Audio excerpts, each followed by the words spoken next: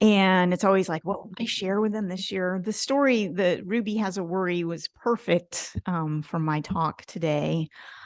I can remember a time lying on the ground after raking up a pile of leaves in my post-divorce house and kind of feeling like I didn't have anything in that moment to worry about.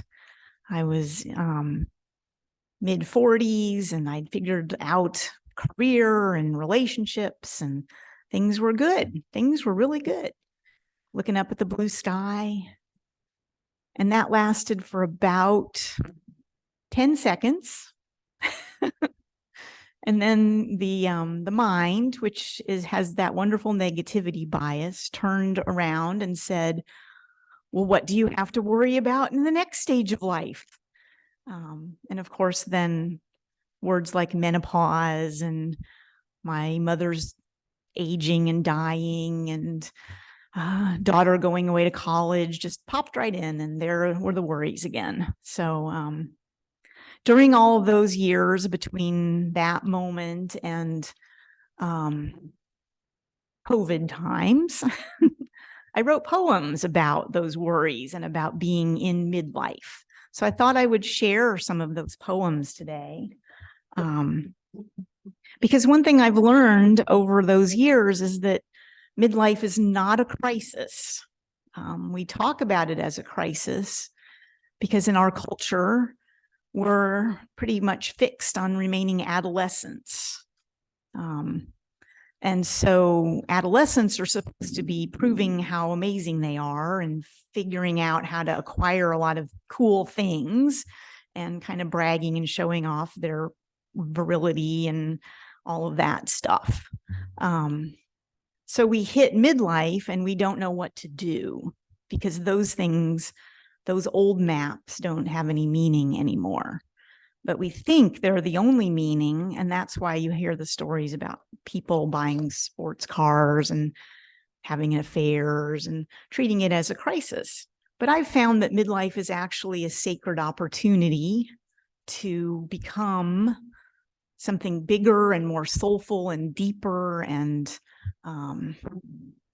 humble and ordinary.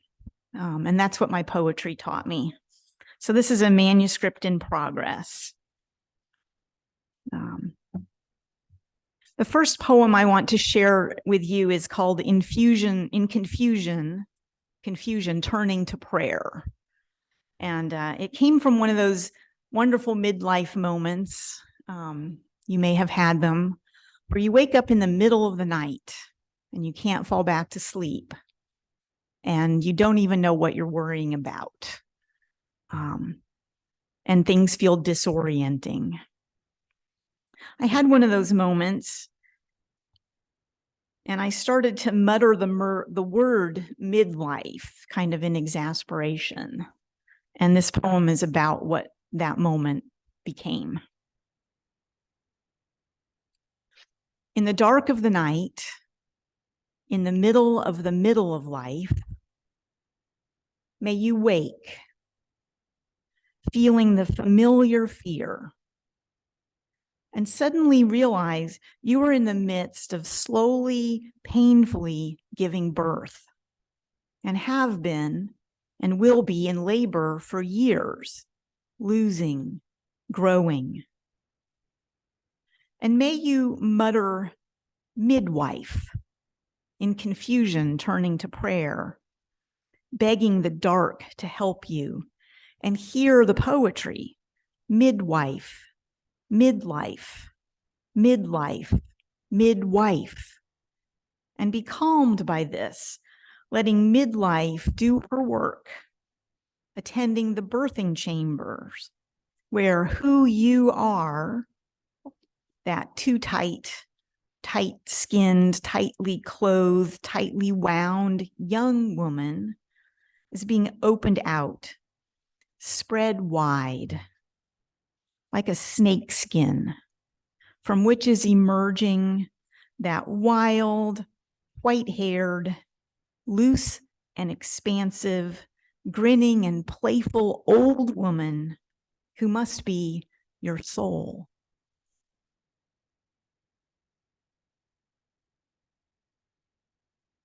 So that accidental slip of the tongue of midwife instead of midlife was actually quite a healing word to pop out.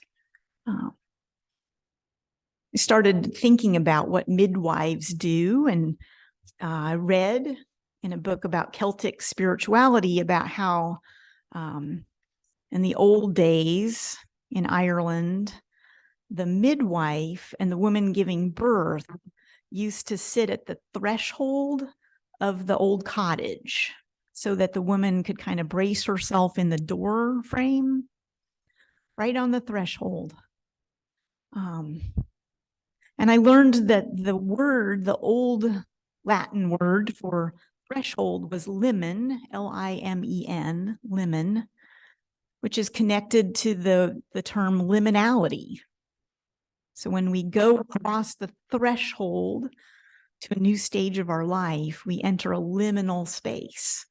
And a liminal space is a place where there's a midwife there with us, helping us as we change and grow and do the butterfly cocooning that we have to do to give birth to our new soul self. So I started to think of midlife as a midwife accompanying me through all the changes that have to come along the way. And there were many changes over the course of the past, 15 years of this journey. Deaths and struggles with a teenage daughter and getting her through the whole punishing her body thing that teenage girls seem to have to get through. And quite dangerous journey through that. But there were moments along the way where something seemed to break through. And then there we were. She was weeks before leaving to go to college. And I had this experience that I wrote about called In the Weeks Before My Daughter Leaves for College. Ever since my first loss, a doll's dress in an airport terminal, every loss has felt cavernous, crowded with human feet, arriving, departing. 2 years old, looking into that expanse, the horrible truth dawning. In this world, anything can be lost. And so it began, the taking care of, holding on to precious things. And lesson after resisted lesson, even clung to things, will be lost. Now, these speeding summer weeks before you take flight, I am turning inside out, the deep dread hidden inside, now the outer skin where I touch and am touched. I walk on the edge of evening, round moon, abyss of sky, immense globe underfoot, feeling held by, made heavy by gravity, but also feeling the time coming when everything, the whole world and my body breathing in it, will be what I am losing, and all form is shed, and even gravity must let go. I stand here on my suburban sidewalk, breaking open.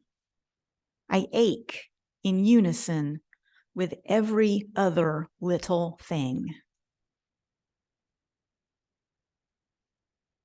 Sometimes it's helpful to repeat poetry, so I'll repeat a little bit of this one. Now, these speeding weeks before you take flight, I am turning inside out, the deep dread hidden inside, now the outer skin where I touch and am touched. I walk on the edge of evening, round moon, abyss of sky, immense globe underfoot, being held by, made heavy by gravity, but also feeling the time coming when everything, the whole world, my body breathing in it, will be what I am losing, and all form is shed, and even gravity must let go. I stand here on my suburban sidewalk, breaking open. I ache in unison with every other little thing.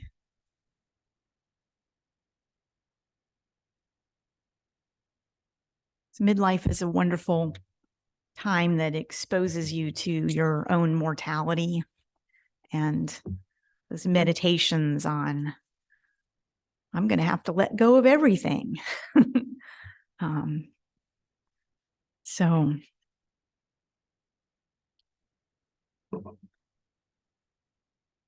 I did not like those often, those times. They would wake me up in the middle of the night, and they would also make me feel very panicked. And yet there was a freedom in that. I started looking at my bookshelves and thinking, why do I have all those dusty books? I'm going to get rid of things.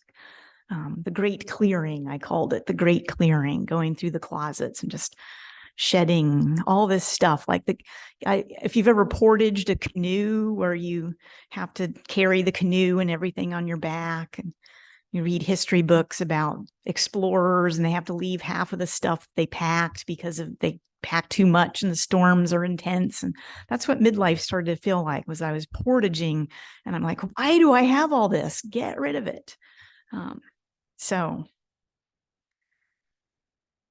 But it often felt like the bottom going out. This one's called Another Middle of the Night Lurching, Bottom Going Out.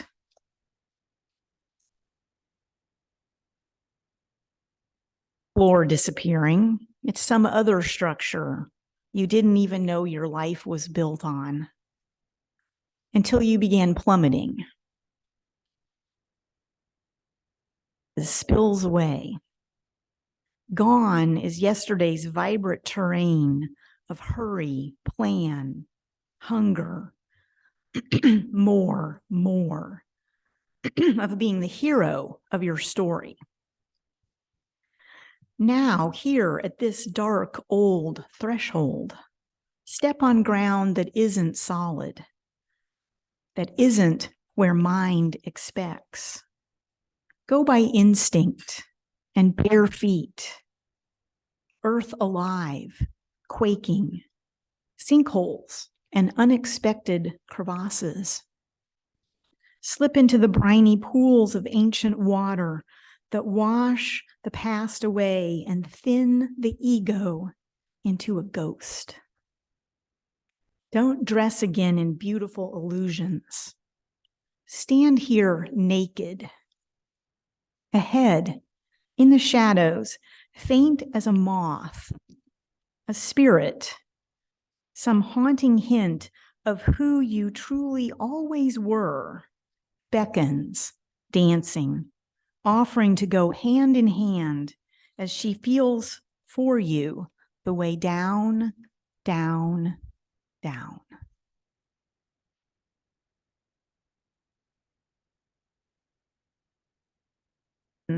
Who wrote about midlife that I read during this time talked about it as a descent, going down into soul. Soul is deep and oceanic, and sometimes it feels like midlife kind of plummets us down into that place. But where it's taking us is to our naked, ordinary, vulnerable self. So there's a poet, Marie Howe, who wrote a poem called Annunciation, which I dearly love, kind of describing the Virgin Mary's experience in the moment when the angel comes to visit her, but in a very humble and human way.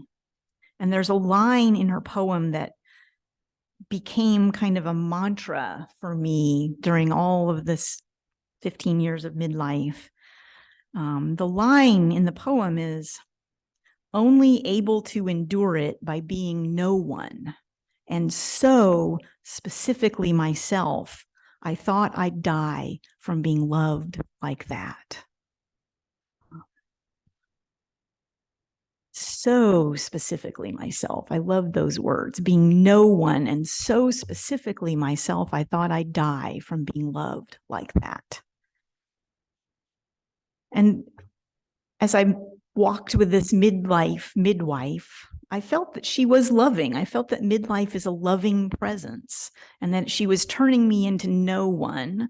All that bravado that I'd walked around as a young adult projecting, gone, and turning me so specifically into myself.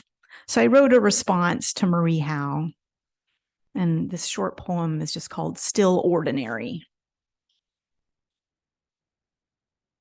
Wishing to be more, better, greater. And now I see I am who, what I've always been, fully and so specifically myself.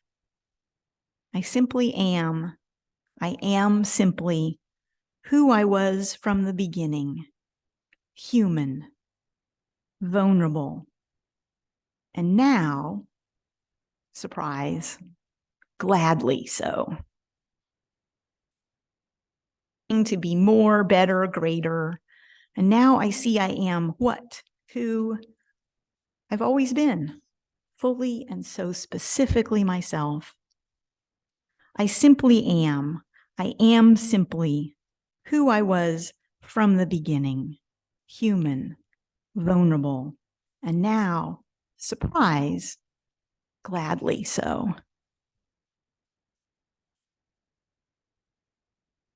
And one of the unexpected things about midlife is the longer I journeyed into it, the more like the little girl that I was, 5, 6, 7-year-old little girl, started to feel like who I still am.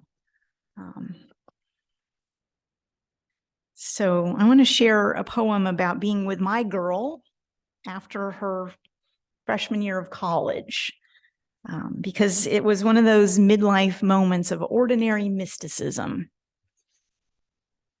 So she went to college in Chicago at Loyola University. Lost her to Chicago. I don't think she'll ever return to Indianapolis. So this is called On the Red Line between Fullerton and Loyola. I don't know if you've ever been on the Red Line train in Chicago. Exams, freshman year already over. You're staying on campus an extra month, a first-time research assistant. I drive up for Mother's Day. We eat at your favorite restaurants, go shopping, buy new shoes for our journeys, and now we share one last train ride before I must drive away and wait another month to have you home for summer. Tired, you lean into me as the train rocks, an uneven rhythm, our bodies cradled on stained blue upholstered seats. And like we are in the living room on our couch, you snuggle in, head on my lap. Arm around you, your body, my body, breathing in unison. I watch the city flow past and feel my quiet grief and delight for your future, our love and longing as rising waves in some larger energy. This energy flowed out as I grew into who I am, and it flows in all the effort you will spend becoming you, and in the lives of the people who share this train. The man with the guitar, the girl with the pink hair and vintage army jacket, the skinny Hindu grandfather, the two geeks reading chess manuals. And in the brick masons, track layers, school teachers, shelf stockers, factory workers who built this city, who are at work now, here, in every city, everywhere. I stroke your hair and feel gladly tangled in this huge energy, you and me, this train, our spirits, stitching slender threads through time, space, darkness, light, the gravity of sky, our planet's orbits, the stars. And for just this suspended moment, we are in the center and encompassing place for which we have no name, and always enter through an unexpected door, an unexpected momentary door, like right here now on the Red Line train between Fullerton and Loyola, where everything has suddenly become absolutely still and is ecstatically dancing. For just this suspended moment, we are in the center and encompassing place for which we have no name, and always enter through an unexpected momentary door, like right here now on the Red Line train between Fullerton and Loyola, where everything has suddenly become absolutely still and is ecstatically dancing.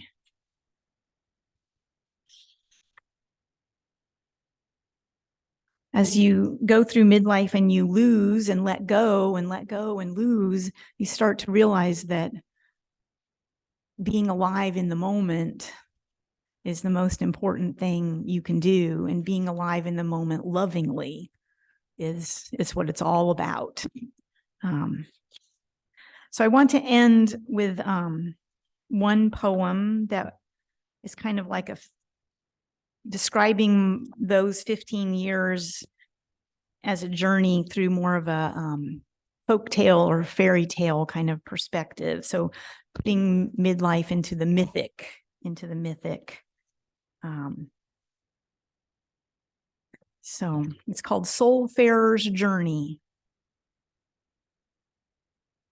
Definitely influenced by all the ground slipping under our feet of the COVID times. So Soulfarer's story.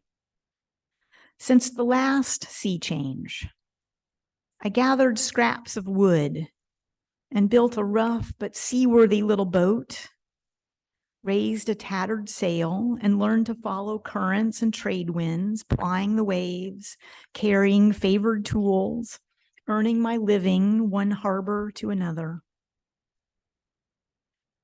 Then a most replenishing harbor became my home port, and I found an old foundation that could be strengthened with some teaching and some tending, my little boat coming and going, anchored near a small house. But now I wake up and find all my maps have been erased. The old familiar currents of life no longer call me, no longer even seem to flow in familiar directions. The maps used to bear names like success, fortune, achievement, safety, and they were drawn by men's hands and they opened into precise squares. But now they are named body, love, self, soul. And when I open them, they keep opening infinitely in all directions and dimensions, a spiral storm in the center. And I am no longer able to plan the journey, making my way, reading known routes. I am pulled into the spiral without a boat, without a foundation, waves taking me under, directionless, body rolling, turning, floating. If I fight against this pull, I will drown. I will age in the surface of time. But if I surrender to this primal current, I will grow deeper and deeper. I will melt into the ancient water where life, as old as life is old, is always being born. If I surrender to this primal current, I will go deeper and deeper. I will melt into the ancient water where life as old as life is old is always being born.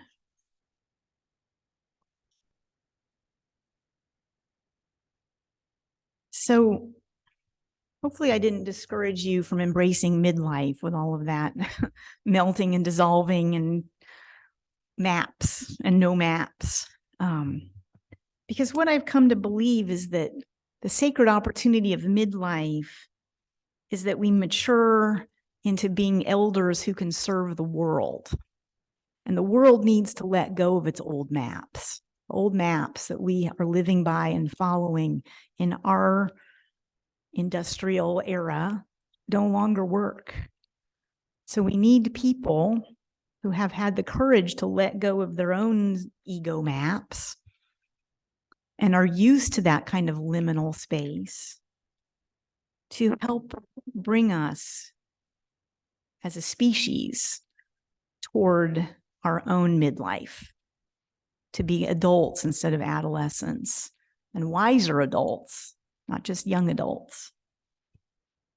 So that's why midlife has made me feel younger, actually, because now I feel like finally going to roll my sleeves up and get to what life's all about. So I hope you enjoy midlife as much as I did, despite hating it all the way. Thank you for listening to my poetry, and I look forward to being here again someday. Thank you so much.